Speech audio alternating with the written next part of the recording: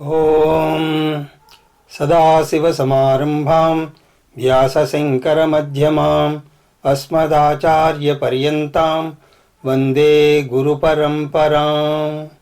హరి ఓం. శ్రీ గురుభ్యో నమః. హరి ఓం. ఓం పార్థాయ ప్రతిబోధితాం భగవతా నారాయణేన స్వయం వ్యాసేన గ్రథితాం పురాణమునినాం మధ్యే మహాభారతం అద్వైతామృతవర్షిణీం భగవతీం అష్టాదశాధ్యాయినీం అంబ త్వామనుసందధామి భగవద్గీతే భవద్వేషిణీ. యం బ్రహ్మా వరుణేంద్రరుద్రమరుతస్తున్వంతి దివ్యైస్తవైః వేదైః సాంగపదక్రమోపనిషదైః గాయంతి యం సామగాః ధ్యానావస్థితతద్గతేన మనసా పశ్యంతి యం యోగినః యస్యాంతం న విదుఃసురాసురగణా దేవాయ తస్మై నమః. ఓం శ్రీకృష్ణ పరబ్రహ్మణే నమః. స్మరవారం వారం కార్యక్రమంలో శ్రీమద్ భగవద్గీతకి జరుగుతున్నటువంటి వ్యాఖ్యానంలో 3వ రోజు అధ్యయనానికి మీ అందరికీ స్వాగతం.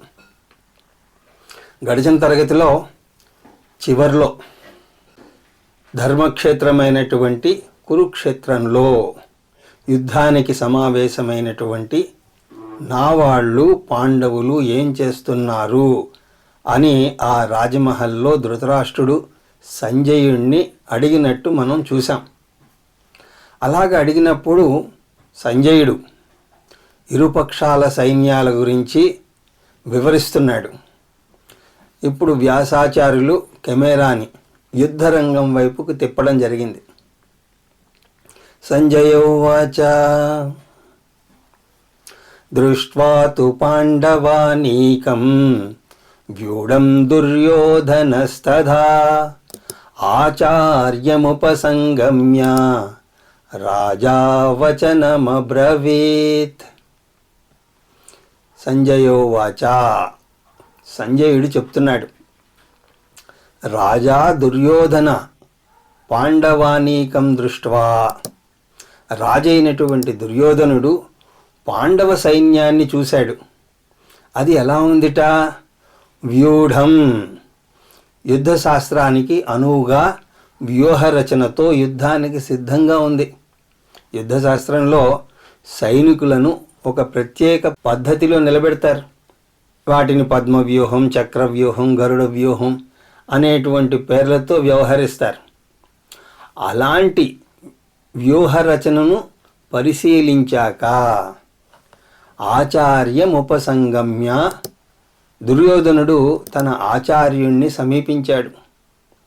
అతని ఆచార్యుడు యుద్ధశాస్త్రంలో అతనికి గురువు, అతనే ద్రోణాచార్యుడు. వచనమబ్రవీత్, ఆ విధంగా మాట్లాడాడు. పశ్యైతాం పాండుపుత్రాణాం మాచార్యమహతీం చమూం వ్యూఢం ద్రుపదపుత్రేణ తవ శిష్యేణ ధీమతా. ఓ ఆచార్య, పాండవుల ఈ గొప్పదైనటువంటి సైన్యము, దాన్ని చూడండి. ద్రుపదుని పుత్రుడగు దృష్టద్యుమ్నుడు దీని వ్యూహాన్ని రచించాడు. అతను చాలా తెలివైనవాడు. అతను మీ శిష్యుడే. ఈ శ్లోకం ముందు దుర్యోధన ఉవాచ అని మనం కలుపుకోవాలి. అది ప్రత్యేకించి చెప్పలేదు, కానీ మనకు అర్థమవుతోంది. పాండవుల సైన్యాన్ని పర్యవేక్షించాక పాండవుల వైపు ఉన్నటువంటి ముఖ్యమైన యోధుల పేర్లు ద్రోణాచార్యులతో చెప్తున్నాడు. పాండుపుత్రాణం ఆచార్య మహతీం చమూం పశ్యైతాం. ఓ ఆచార్య, పాండవుల ఈ మహాసైన్యాన్ని చూడండి. వారి నాయకుడెవరు? ద్రుపదపుత్రేణ వ్యూఢాం, ద్రుపదరాజు కొడుకు దృష్టద్యుమ్నుడు చేసినటువంటి వ్యూహరచన అది. అంతేకాదు అతను ఎవరు? తవ శిష్యేణ, అతను ఎవరో కాదండి, మీ శిష్యుడే. అంతేకాదు ధీమతా, చాలా తెలివైనవాడు కూడా. ఇక్కడ దుర్యోధనుడు ఆచార్యుడు అని కూడా చూడకుండా ద్రోణాచార్యుణ్ణి విమర్శిస్తున్నాడు. అతని మాటల గూఢార్థాన్ని చూడండి. మీరు తెలివి తక్కువగా విలువిద్య ఎవరికి నేర్పించారో? ద్రుపదరాజు పుత్రుడికి పాండురాజు పుత్రులకి నేర్పించారు. ఇవాళ వాళ్ళందరూ కూడా మిమ్మల్ని చంపడానికి మీ ఎదురుగా నిలుచున్నారు. ద్రుపదరాజుకి ద్రోణాచార్యుడికి ఒకసారి గొడవ అయింది. ద్రుపదునికి ద్రోణాచార్యుణ్ణి చంపే శక్తి లేదు. అందువల్ల ద్రుపదరాజు ద్రోణాచార్యుణ్ణి చంపగలిగే శక్తివంతమైనటువంటి పుత్రుడు కలగాలి అని ఒక యజ్ఞం చేశాడు. ఇటువంటి యజ్ఞాలను తామస పూజగా శ్రీకృష్ణ పరమాత్మ ముందు ముందు మనకు అభివర్ణిస్తారు. ఆ తామస పూజ ఎదుట వారి నాశనాన్ని చేసేందుకు చేసేటువంటి పూజ. రాజస పూజ పూర్తిగా స్వార్థపూరితమైనటువంటి పూజ. సాత్విక పూజ ప్రపంచ శ్రేయస్సు కోసం చేసేటువంటి పూజ. ద్రుపదుడు అలా తామస పూజను చేస్తే అగ్నిగుండంలోంచి దృష్టద్యుమ్నుడు ఉద్భవించాడు. ఎందుకు? ద్రోణాచార్యుణ్ణి చంపడానికి. కానీ తమాషా ఏమిటంటే విలువిద్య నేర్చుకోవడానికి దృష్టద్యుమ్నుడు ఆ ద్రోణాచార్యుడి దగ్గరికే వెళ్ళాడు. అతను తన దగ్గర విద్య నేర్చుకున్నది ఆ శక్తితో తనను చంపడానికే అని తెలిసి కూడా ద్రోణాచార్యుడు అతనికి విలువిద్య నేర్పించాడు. ఎందుకంటే ధర్మశాస్త్రం అలా ఉన్నది. అర్హత ఉన్న శిష్యుడు వచ్చి విద్య నేర్పించమని గురువును కోరితే గురువుకి ఆ విద్య గనక తెలిస్తే నేను నేర్పను అని అనకూడదు. ఎలాగైతే పిల్లలు తమను వృద్ధాప్యంలో చూస్తారో లేదో అని శంక లేకుండా తల్లిదండ్రులు ఎలా పిల్లల్ని పెద్ద చేస్తారో అలాగా శిష్యుల్ని తమను ప్రేమగా చూస్తారో లేదో అన్నది కూడా చూడకుండా గురువు విద్య నేర్పించాలి. కానీ ఈ ధర్మ సూక్ష్మం తెలియనటువంటి దుర్యోధనుడు గురువుని చూడకుండా ఆయన్ని హేళన చేస్తున్నాడు. మీ శిష్యుడు కానీ తెలివిగా శత్రు సైన్యంలో చేరాడు అని అంటున్నాడు. అత్ర సూరా మహేశ్వాసా భీమార్జున సమాయుధి యుయుధానో విరాటశ్చ ద్రుపదశ్చ మహారథః. అత్ర సూరా మహేశ్వాసా మహారథః. అక్కడ సూరులు ఉన్నారు. అంటే మన సైన్యం అంటే భయపడని వీరాధి వీరులు ఉన్నారు. మహేశ్వాస, ఈశ్వాస అంటే ధనస్సు. మహేశ్వాస అంటే గొప్ప ధనస్సుని కలవారు. ఆ ధనస్సులను దేవతల నుంచి కూడా పొందినటువంటి వారు మహారథులు. యుద్ధంలో వారి శక్తి సామర్థ్యాలని బట్టి వారికి బిరుదులు వస్తాయి. ఒక లెక్క ప్రకారం, ఎందుకంటే దీనికి ఇంకొక లెక్క కూడా ఉన్నది. ఒక లెక్క ప్రకారం అర్ధరథ, మహారథ, అతిరథ అన్న బిరుదులు ఉన్నాయి. ఏకోదశ సహస్రాణానాం యోద్ధయే యస్తు ధన్వినాం శస్త్రశాస్త్ర ప్రవీణాశ్చ మహారథ ఇతి స్ఫుటః. మహారథి అని ఎవరిని అనగలము అంటే ఎవరైతే 10,000 సైనికులతో ఒంటరిగా ఏకకాలంతో యుద్ధం చెయ్యగలడో అతనిని మహారథి అని అంటారు. ఏకకాలంలో ఒంటరిగా 10,000 సైనికులతో యుద్ధం చేయగలడు అంటే అతను ఎంత పరాక్రమవంతుడో చూడండి. అమితం యోధయే యస్తు సంప్రోక్తే అతిరథి సహా. 10,000 సైనికుల కన్నా ఎక్కువ మంది సైన్యంతో ఏకకాలం ఒంటరిగా యుద్ధం చేయగలిగితే అటువంటి పరాక్రమం కలిగినటువంటి వాడిని అతిరథి అని అంటారు. పాండవుల సైన్యంలో ఎందరో మహారథులు ఉన్నారు అని చెప్తున్నాడు దుర్యోధనుడు. అంతేకాదు భీమార్జున సమాయుధి, దాదాపు అందరూ వారి శౌర్యంలో అందరూ కూడా భీమార్జునులకు సమానంగా ఉన్నారు. అలా అని కొంతమంది పేర్లని ఇక్కడ పేర్కొంటున్నాడు. యుయుధానో విరాటశ్చ ద్రుపదశ్చ అన్నప్పుడు యుయుధానుడు అన్నది సాత్యకికి ఇంకొక పేరు. విరాటుడు అంటే విరాటరాజు, ద్రుపదుడు అంటే ద్రౌపది యొక్క తండ్రి. వీరందరూ కూడా మహారథులు.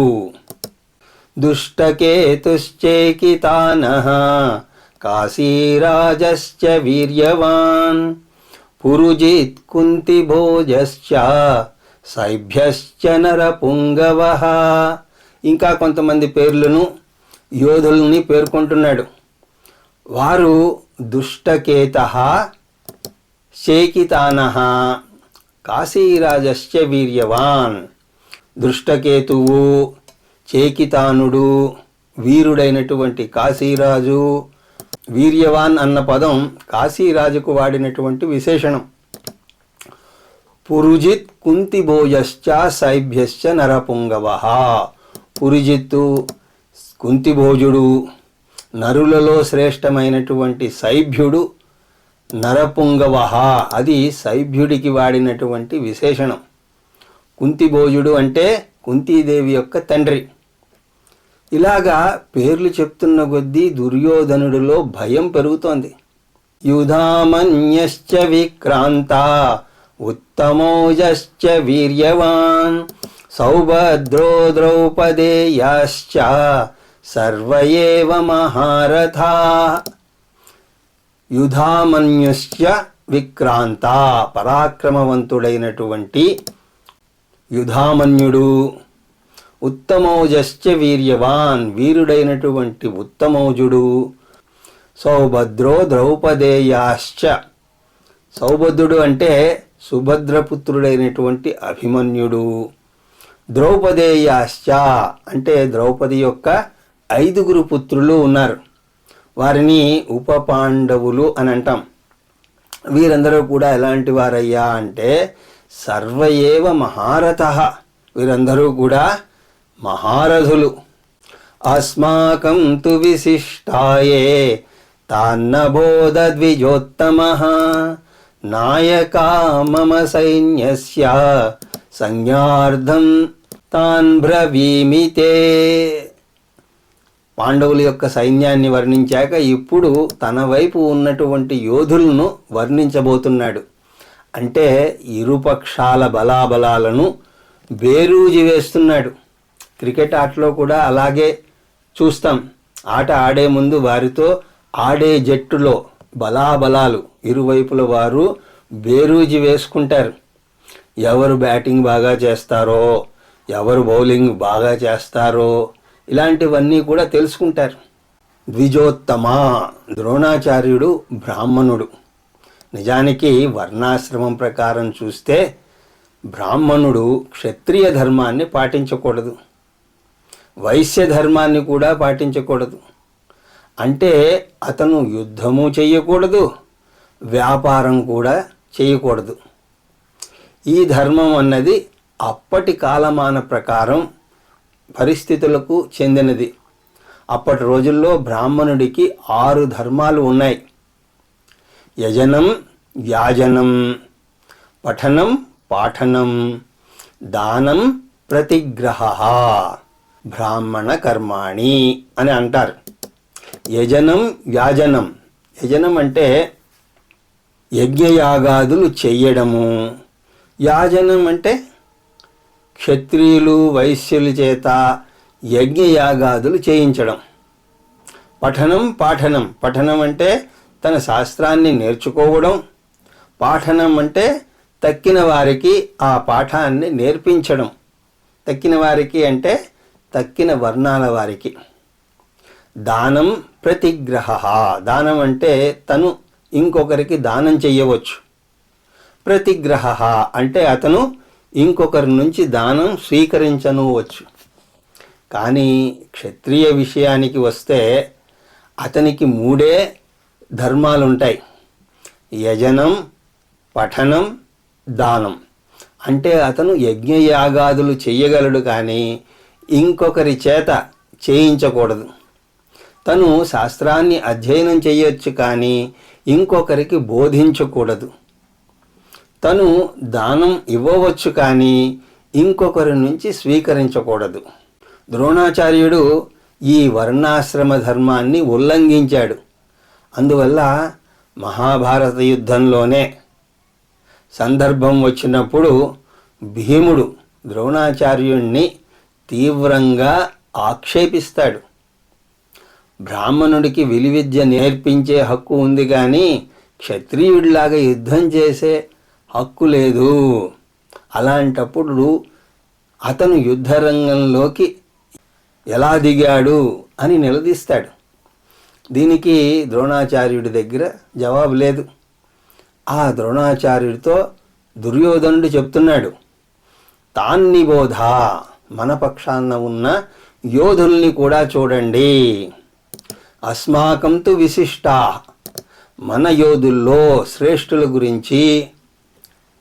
నాయకా మమ సైన్యస్య, మన సేనానాయకుల గురించి చెబుతున్నాను. ఎందుకంటే తాన్ సంజ్ఞార్థం తే బ్రవిమి, మీ యొక్క ఎరుక కోసం ఈ సమాచారాన్ని చెప్తున్నాను. Just for your information.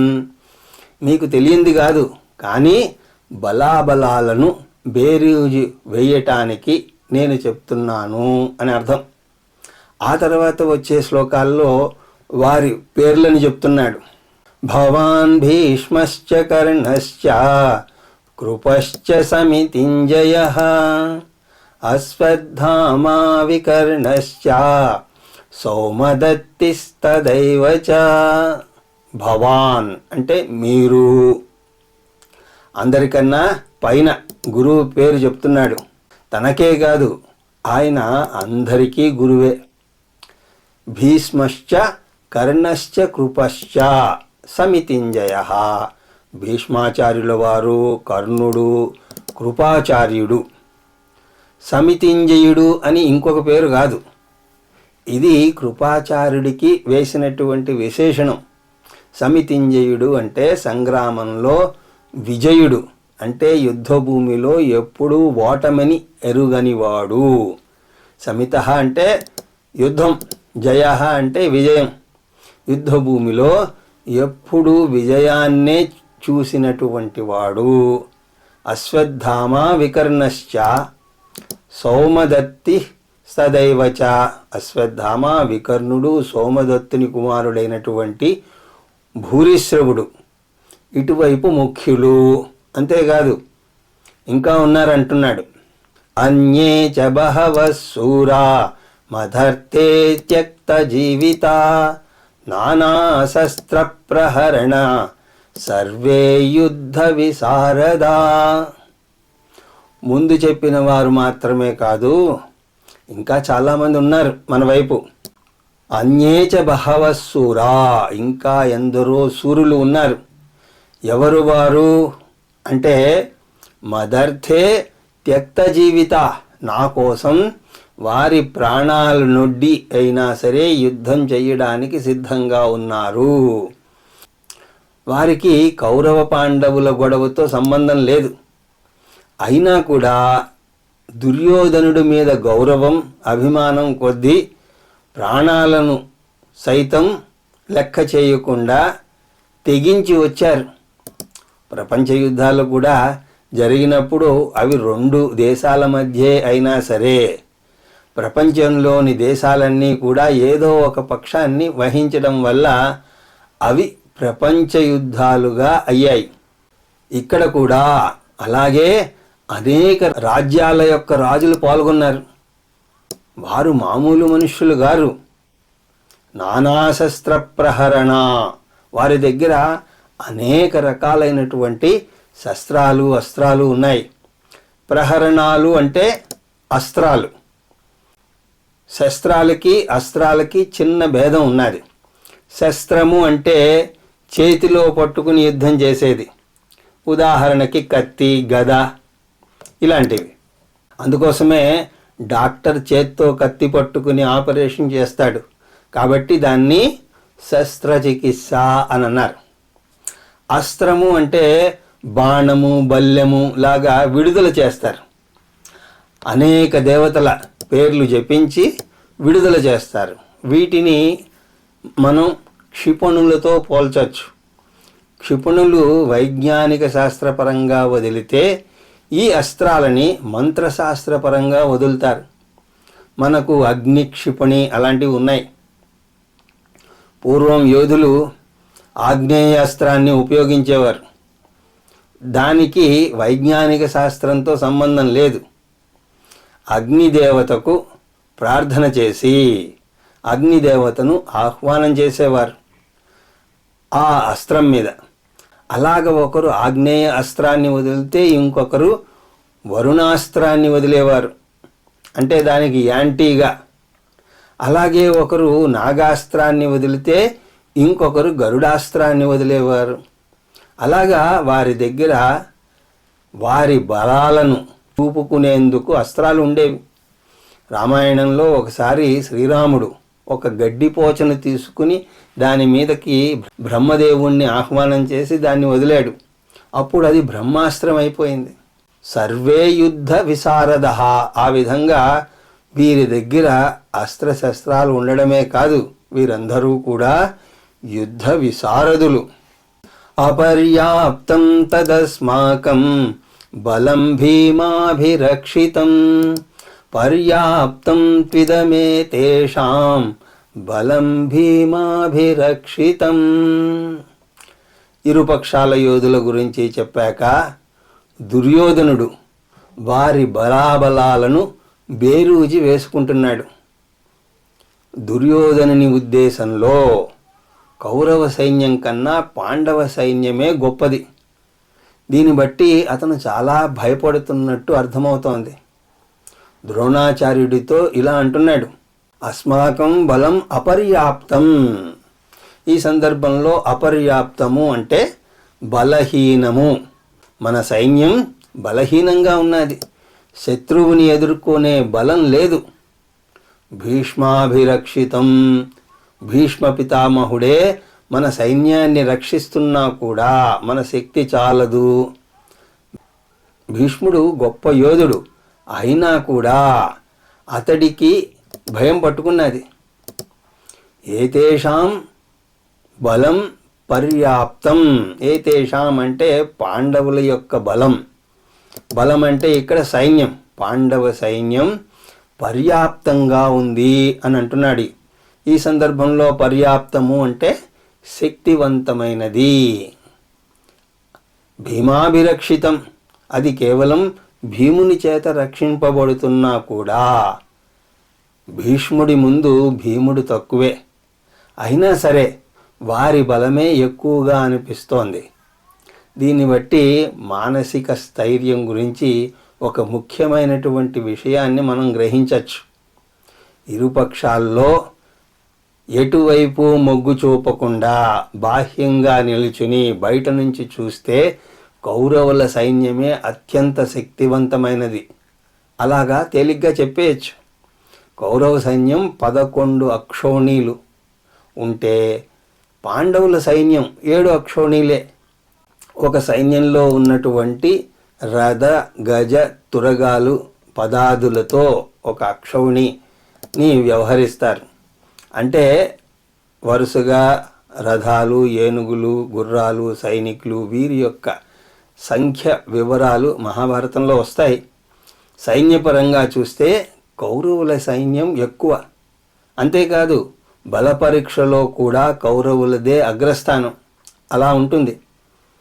అటువైపు ఒక్క భీష్మాచార్యుడే చాలు, లేదా ఒక్క ద్రోణాచార్యుడే చాలు.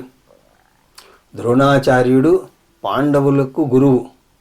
గురువుకి శిష్యుల యొక్క బలహీనతలు తెలుసు. శిష్యుల బలహీనత చూసి కొట్టడం గురువుకి చాలా తేలిక. అంతేకాదు ఇంకా అనేక మంది యోధులు ఉన్నారు. కర్ణుడు, కృపాచార్యుడు, అశ్వత్థామ. అయినా కూడా ఎందుకో దుర్యోధనుడు భయపడుతున్నాడు. ఎందుకు భయపడుతున్నాడు అంటే తన వైపు ధర్మం లేదు కాబట్టి, తనకు భక్తి లేదు కాబట్టి. ఈ రెండూ లేని చోట ఆత్మస్థైర్యం కొరవడుతుంది. దుర్యోధనుడు నిరంతరం ధర్మాన్ని ఉల్లంఘిస్తూనే ఉన్నాడు. ధర్మాన్ని ఉల్లంఘిస్తే ప్రాపంచిక సుఖాలు పొందవచ్చునేమో కానీ ఆత్మస్థైర్యం కొరవడుతుంది. అదీగాక అతనికి ఈశ్వర అనుగ్రహం విలువ తెలియదు. మనకు తెలిసిందే, కృష్ణ పరమాత్మ సహాయం కోరడానికి దుర్యోధనుడు, అర్జునుడు ఇద్దరూ వెళ్ళారు. అలా ఇద్దరూ వెళ్ళినప్పుడు కృష్ణ పరమాత్మ తనను కానీ తన సైన్యాన్ని కానీ ఎన్నుకోమని అన్నాడు. పైగా తను యుద్ధం చెయ్యను అని కూడా అన్నాడు. అర్జునుడికి ముందు కోరుకునే అవకాశం ఇచ్చాడు. అప్పుడు అర్జునుడు కృష్ణ పరమాత్మను ఎన్నుకున్నాడు. దుర్యోధనుడు అతని కోరికకు నవ్వుకున్నాడు. యుద్ధం చెయ్యని కృష్ణుణ్ణి ఎన్నుకుని ఏం చేస్తాడు అని. కానీ అందులోని రహస్యం గ్రహించలేకపోయాడు. కృష్ణ పరమాత్మ ఈశ్వర అనుగ్రహానికి ప్రతీక. ఇంకో విధంగా చూస్తే నీకు ఐశ్వర్యం కావాలా, ఈశ్వర అనుగ్రహం కావాలా అని అడిగినట్టు ఉంటుంది.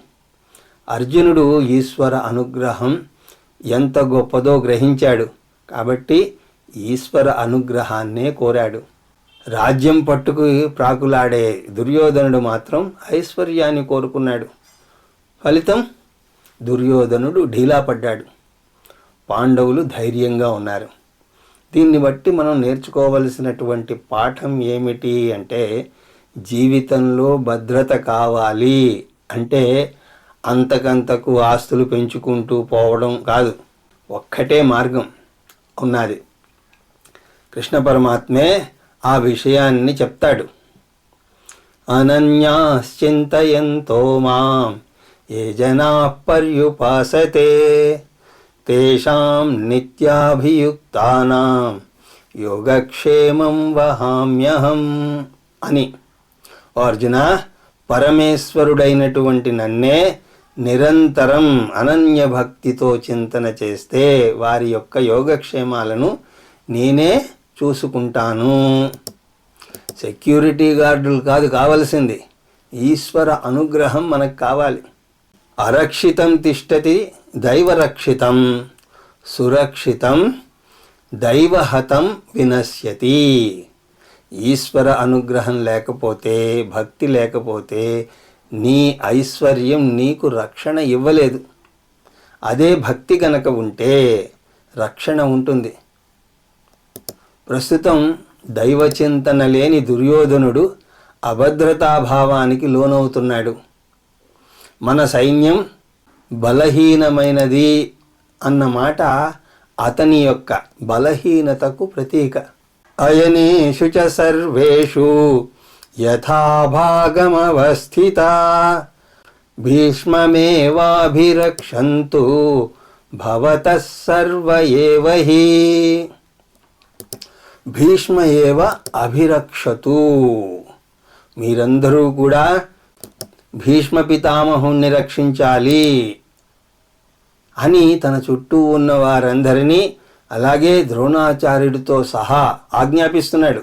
భవంతు సర్వః, మీరందరూ కూడా భీష్మ పితామహుణ్ణి రక్షించాలి. ఎలా రక్షించాలి? అయనేషు. అయనం అంటే ఒక ప్రత్యేకమైనటువంటి స్థానం. యుద్ధంలో అది ఒక సాంకేతిక పదం. ముఖ్యంగా వ్యూహరచన చేసినప్పుడు ఒక్కొక్క యోధుడిని ఒక్కొక్క ప్రత్యేక స్థానంలో నిలబెడతారు. యుద్ధం మధ్యలో ఎంత ప్రమాదం ముంచుకొచ్చినా సరే అక్కడి నుంచి అతను కదలకూడదు. యథాభాగం అవస్థిత. అంతకుముందు వారిని ఎక్కడ నియమిస్తే అక్కడ స్థిరంగా ఉండి భీష్ముణ్ణి రక్షించాలి. తస్య సంజనయన్ హర్షం కురు వృద్ధ పితామహః సింహనాదం వినోద్యోచ్యై శంఖం దద్మౌ ప్రతాపవాన్. ముందు శ్లోకంలో దుర్యోధన ఉవాచ అన్నది ముగిసింది. 8 నుంచి 11 వరకు దుర్యోధనుడు మాట్లాడాడు. ఇక నుంచి సంజయుడు మాట్లాడినట్టుగా మనం అర్థం చేసుకోవాలి. మళ్ళీ సంజయోవాచ. భీష్ముడు దుర్యోధనుడు ఉన్న నిస్సహాయ స్థితిని చూసి అతనిలో ఉత్సాహాన్ని ప్రేరేపించాలి అని అనుకున్నాడు. ఇటువంటి నీరసమే పిల్లలకు పరీక్షా సమయంలో వస్తూ ఉంటుంది. అప్పుడు పెద్దవాళ్ళు వాళ్ళకి ధైర్యం చెప్పాలి. ఆయనేమో ఏమిట్రా ఇప్పటిదాకా పట్టించుకోనిటువంటి వాడు భీమాభిరక్షితం అంటున్నాడు అనేసరికి ఆ కురువృద్ధ పితామహుడు అయినటువంటి భీష్మాచార్యుడు ఏం చేశాడు అంటే తస్య సంజయనన్ హర్షం, దుర్యోధనుడిలో ఉత్సాహాన్ని, ధైర్యాన్ని, ఆత్మస్థైర్యాన్ని నింపాడు. ఎలాగా? ఇంకా కామ్గా కూర్చుంటే వీడు ఢీలా పడిపోతాడు అని చెప్పి ఆ దగ్గు కోసం తాగుతున్నటువంటి బెనడ్రిల్ సీసాని పక్కకి పెట్టి ఉచ్చై సింహనాదం వినద్యా, సింహంలాగా గట్టిగా గర్జించాడు. ఇక యుద్ధం ఆలస్యమైన కొద్దీ ఇతను ఇంకా బెంబేలెత్తిపోయేలా ఉన్నాడు అని గ్రహించి యుద్ధం ప్రారంభించడానికి సూచనగా తన ప్రతాపవాన్ శంఖం దద్మౌ, అత్యంత శక్తివంతమైనటువంటి తన శంఖాన్ని పూరించాడు. తతఃశంఖాశ్చ భేర్యశ్చ పణవానక గోముఖా సహసైవాభ్య అన్యంత సశబ్దస్తుమలోభవత్. భీష్మాచార్యుడు ఎప్పుడైతే తన శంఖాన్ని పూరించాడో అప్పుడే కౌరవుల పక్షంలో ఉన్న యోధులందరూ కూడా వారి వారి శంఖాలను వాయించారు. అలాగే వాయిద్యాలను, మృదంగాలను మ్రోగించారు. తతః శంఖాశ్చ భేర్యశ్చ పణవానక గోముఖాః. మరుక్షణమే శంఖాలు, నగారాలు, డోళ్ళు, మృదంగాలు, గోముఖ వాద్యాలు ఇవన్నీ కూడా మొదలైపోయాయి. ఒక్కసారిగా మ్రోగాయి. సశబ్దస్తుమలోభవత్, దిక్కులు పిక్కటిల్లేలాగా ఆ శబ్దనాదాలతో ఆకాశమంతా కూడా ప్రతిధ్వనిస్తోంది. ఈ విధంగా కౌరవులు వారి యొక్క యుద్ధ సంసిద్ధతను తెలియజేశారు. ఇప్పుడు పాండవుల వంతు. వారెలా తెలపాలి? వారు కూడా వారి వారి శంఖాలను, మృదంగాలను మోగించాలి. తతస్వేతైర్యుక్తే మహతి స్యందనే స్థితౌ మాధవ పాండవాశ్చైవ దివ్యౌ శంఖం ప్రదత్మతు. భీష్మాచార్యుడిని చూసాం. ఇంతవరకు దుర్యోధనుని యొక్క మాటలు విన్నాం. ఇప్పుడు వ్యాసాచార్యులు తన కెమెరాని పాండవుల వైపుకు తిప్పుతున్నారు. పాండవుల వైపు ధర్మరాజు అగ్రజుడైనా సరే కృష్ణుణ్ణి చెలికాడుగానే కాకుండా అవతారంగా కూడా పాండవులు గుర్తించారు. కాబట్టి కృష్ణ పరమాత్మ మొట్టమొదటిసారిగా శంఖాన్ని పూరించడం కోసం వేచి ఉన్నారు. అందువల్ల ఇప్పుడు వ్యాసాచార్యులు వారు ఆ అర్జునుని యొక్క రథాన్ని చూపిస్తున్నారు. తతస్వేతై హయైర్యుక్తై, ముందుగా గుర్రాలను వర్ణిస్తున్నాడు. ఏ గుర్రాలు? అర్జునుని యొక్క రథంకు ఉన్నటువంటి గుర్రాలు. అవి ఎటువంటి గుర్రాలు? తెల్లటి గుర్రాలు. ఉపనిషత్తులో రథ కల్పనను మనం చూస్తాం. అందులో మన స్థూల శరీరాన్ని రథంతోనూ, ఇంద్రియాలను గుర్రాలతోనూ, మనస్సుని పగ్గాలతోనూ, రథసారథిని బుద్ధితోనూ పోలుస్తుంది ఆ ఉపనిషత్తు. గుర్రాలను ఎలాగైతే పగ్గాలతో అదుపులో పెడతామో అలాగా ఇంద్రియాలను మనస్సుతో అదుపులో పెడతాం. ఇంద్రియాలు జ్ఞానానికి సంకేతం. మన యొక్క సాంప్రదాయంలో జ్ఞానాన్ని తెల్ల రంగుతోటి మనం సూచిస్తాం. అందువల్లనే సరస్వతీదేవిని జ్ఞానదేవతను శ్వేతవస్త్రధారిణిగా అభివర్ణిస్తారు. యా కుందేందు తుషారహార ధవళ యా శుభ్రవస్త్రాన్విత అని అంటాం. అంతేకాదు సత్వగుణం ద్వారా జ్ఞానాన్ని సూచిస్తూ ఉంటే సత్వగుణానికి తెల్ల రంగు సంకేతమని తద్వారా చూస్తాం. ఇంద్రియాలు జ్ఞానాన్ని సూచిస్తాయని, ఇంద్రియాలను గుర్రాలతో పోలుస్తామని, ఇక్కడ గుర్రాలను తెల్ల రంగుతో ఉన్నాయి అని చూసాం. అది దాని యొక్క అంతరార్థం. అర్జునుని యొక్క రథం ఎలా ఉంది అంటే మహతి స్యందనే స్థిత. అది మామూలు రథం కాదు. అర్జునుడికి స్వర్గలోకంలో కానుకగా ఇవ్వబడినటువంటి రథం అది. అందువల్ల గొప్ప రథం. దాని మీద 2 కూర్చున్నారు.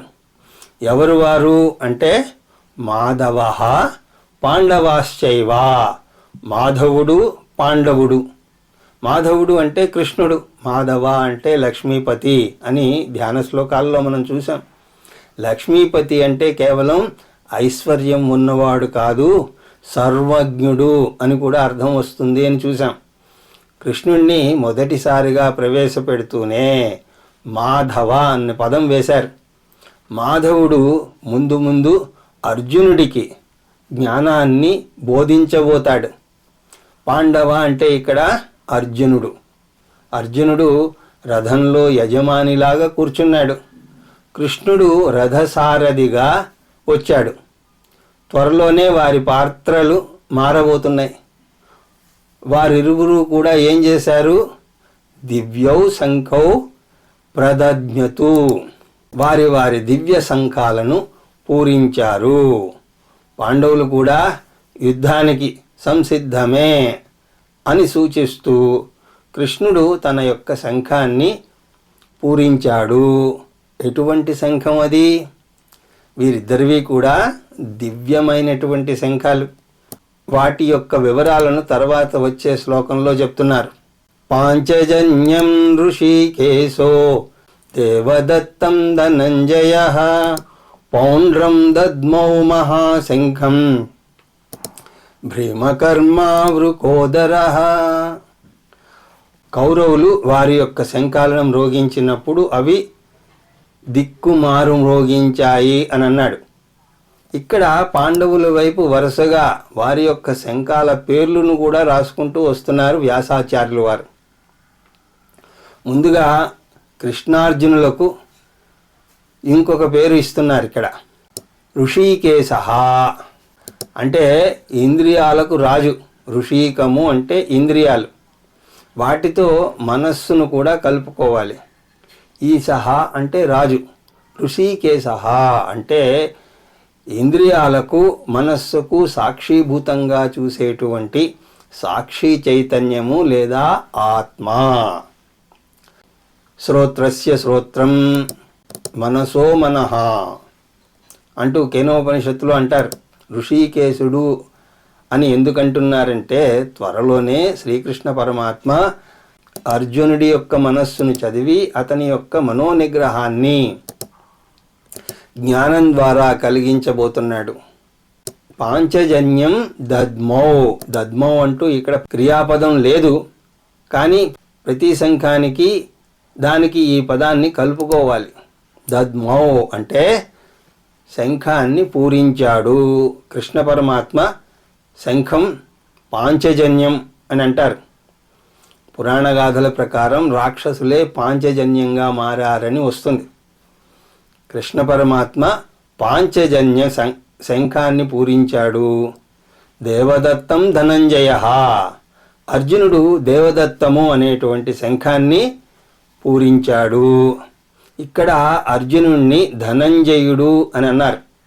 ధనంజయుడు అంటే చాలా ధనాన్ని జయించినటువంటి వాడు. ఈ విశేషణాలన్నీ కూడా కొంచెం ముఖ్యమైనవే. అర్జునుడికి లేనిదంటూ లేదు. చాలా అందగాడు, వీరుడు, కీర్తిమంతుడు, ఐశ్వర్యవంతుడు, ధర్మరక్షకుడు, విజేయుడు, స్వర్ణారోహుడు. అతని యొక్క పరాక్రమం ఎంత గొప్పది అంటే స్వర్గలోకానికి వెళ్ళి దేవతలకు రాజైనటువంటి ఇంద్రుడికే యుద్ధంలో సహాయం చేశాడు. అంటే ఇహలోక ఐశ్వర్యాలను వేటినైతే ఏ మానవుడైనా కోరుకుంటాడో అవన్నీ కూడా అర్జునుడికి పుష్కలంగా ఉన్నాయి. అంత పుష్కలంగా అన్నీ ఉన్నా సరే ఒక క్లిష్టమైన పరిస్థితి వచ్చేసరికి తనకు తాను తన సమస్యను పరిష్కరించలేకపోయాడు. దీన్ని బట్టి ఒక విషయం మనకి స్పష్టంగా అర్థమవుతుంది. మనిషి దుఃఖాన్ని ఐశ్వర్యం పోగొట్టలేదు. అలా ఐశ్వర్యమే పరిష్కారం అయితే అర్జునుడికి అసలు దుఃఖమే కలగకూడదు కదా. కానీ అతను శోకంలో మునిగిపోయాడు. దానికి ఆత్మజ్ఞానం ఒక్కటే మార్గం. అందువల్ల భగవద్గీత చెప్పకనే చెప్తోంది, మీరు ఎంతైనా ధనాన్ని సంపాదించండి, ఎంతైనా భార్యాపిల్లల కోసం కష్టపడండి, ఎంతైనా పైకి రావాలని శ్రమించండి, కానీ ఒక విషయం మాత్రం మర్చిపోకండి. అవేవి కూడా మీ అంతర్గత సమస్యలైనటువంటి బంధకత్వాన్ని, భయాన్ని, దుఃఖాన్ని పారద్రోలలేవు. ధనంజయుడు దేవదత్తం పేరున్నటువంటి శంఖాన్ని పూరించాడు. రుకోదరః పౌండ్రం దద్మో, మహాశంఖం. రుకోదరుడు అంటే భీముడు, రుకము అంటే తోడేలు. రుకస్య ఉదరం ఇవ యస్య సహ రుకోదరః, తోడేలుకున్నటువంటి ఉదరం లాంటి వాడు. అలాంటి వ్యక్తిని రుకోదరుడు అంటాడు. తోడేలుకు ప్రత్యేకత ఏమిటి అంటే అది ఎంత తిన్నా కూడా దానికి తృప్తి తీరదు. భీముడు కూడా ఎంతైనా తినగలడు. కొంతమంది అతిగా తింటే ఏం పని చేయలేరు, కానీ భీముడు అలా కాదు. ఎంత తిన్నా సరే అతను పని కూడా బాగా చేయగలడు. భీమకర్మ, అద్భుతమైనటువంటి బిరుదు. భీమాని కర్మాణి యస్య సహ భీమకర్మ. భీమ అంటే భయంకరమైనటువంటి, కర్మ అంటే పనులు. భీమకర్మ అంటే భయంకరమైనటువంటి పనులు చేసేవాడు.